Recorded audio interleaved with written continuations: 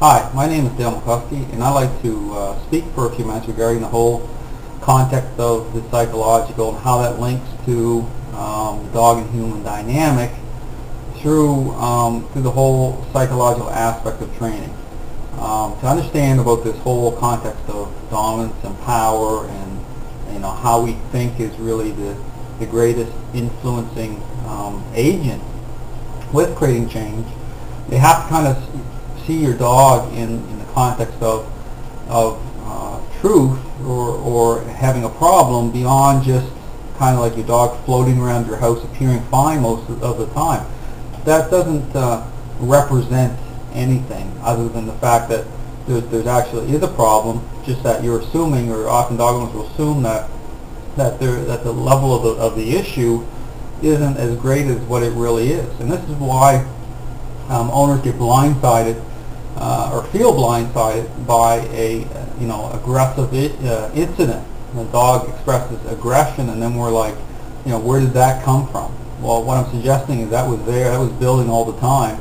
It's just that the unwanted behavior issues that we're seeing, or perhaps don't quite bother us, that reflects a buildup. So, what I want you to kind of think about is those unwanted behaviors that may not be bothering you, or there may be one that bothers you more than another, that they all are linked in. They all represent meaning as to a dog gaining power in the relationship and how you interact. So, you could have a dog that is, appearing okay in your eye because most times inside your house or wherever, they're just kind of floating around. But what I'm suggesting is something more sinister is boiling below the surface in that a dog is floating around, but they're still gaining power, and they're going to seek out more of it. But you have to look beyond just, you have to see it as a issue that has to be exposed in order to be seen, and that the truth of it and what you see in the unwanted behaviors are part of the problem, because they represent a higher authoritative level of thinking and expressing.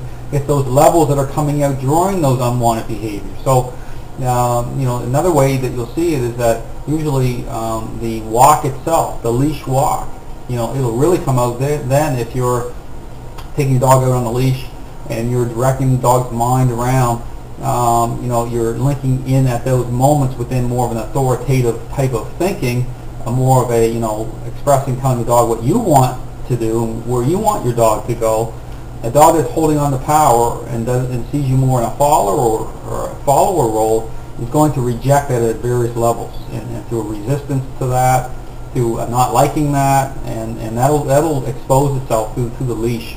When the leash is more than just an anchor, when it becomes an extension of your mind, and you're directing the dog around, and the dog is going to go into a challenged state, and that's when the problem gets exposed.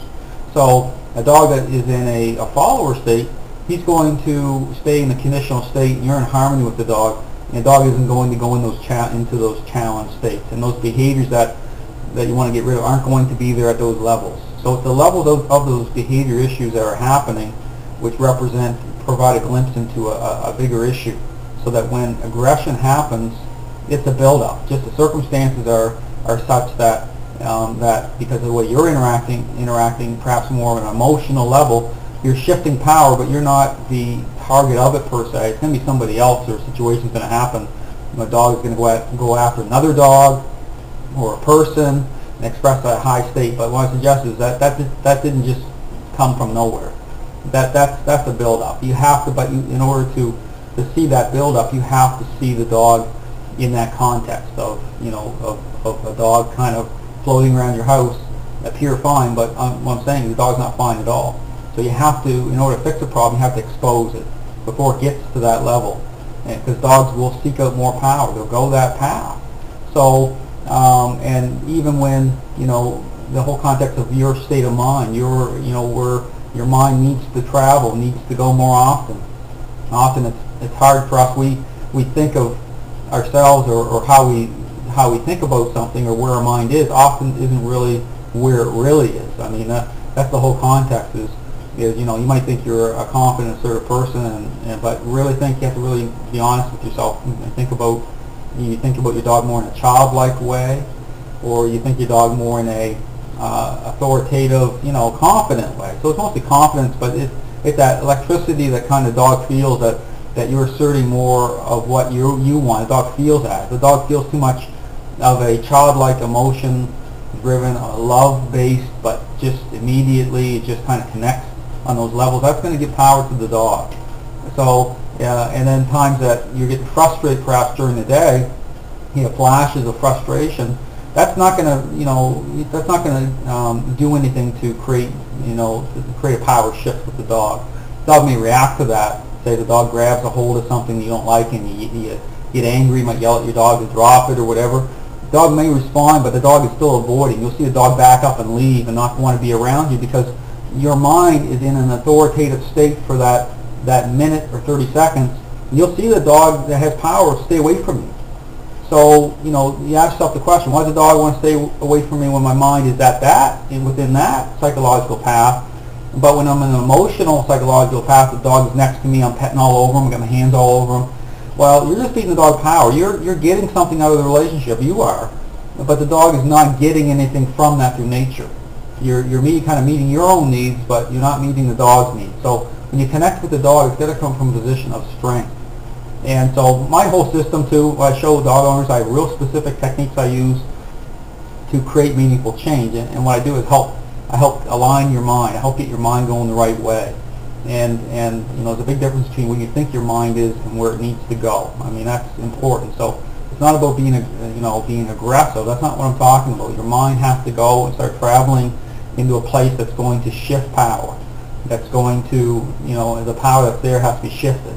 And then once it's shifted, then you can kind of relax a little bit. Once you create balance, once you create a harmony with your dog will go into a follower role, and that's a happy place for a dog. A dog having power, that's a stressful place. I mean, that'll cause all sorts of issues. I mean, a dog's mind's up into those elevated levels, and it'll stress the dog out. It causes anxiety, fear. So even when you see a fear response, the dog gets real stressed out. That's actually still dominance, believe it or not, because it takes that dog's mind into that place that's going to cause stress and anxiety and overload the dog's mind. So, and then all that does with us, it'll send our mind even into more chaos because we see that as fear. So it triggers empathy and more emotional chaos within ourselves, and it's just like a big circle that just loops in an endless loop. But to break that loop, we have to start to go to the right.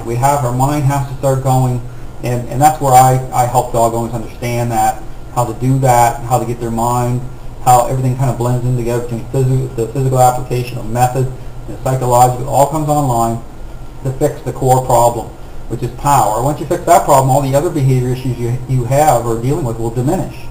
That's the thing, that authoritative thinking, that those authoritative states at those levels will all go down and start to disappear. And that's the goal. I mean, and then by you taking power, it doesn't do anything to you, but it takes the burden and the stress load off your dog.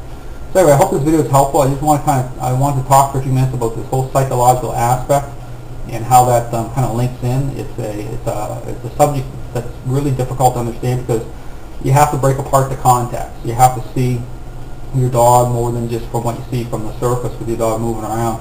And that's seen through different interactions, through different behavior issues that owners have. You have to see what that's symbolic of before it hits that tipping point. So anyway, thanks very much for watching this video. I hope it's informative, and I hope you have an opportunity to visit my website. Thanks very much.